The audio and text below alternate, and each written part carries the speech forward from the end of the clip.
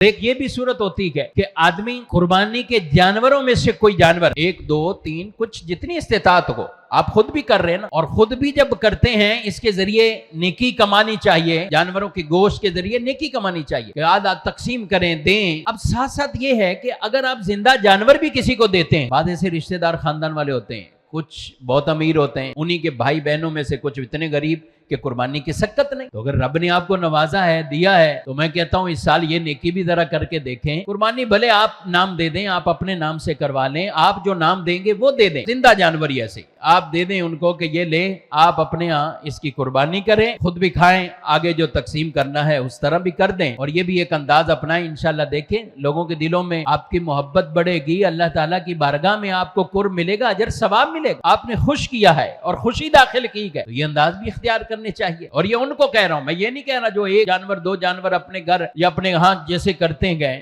تو وہ بالکل چھوڑ دیں، نہ وہ کریں،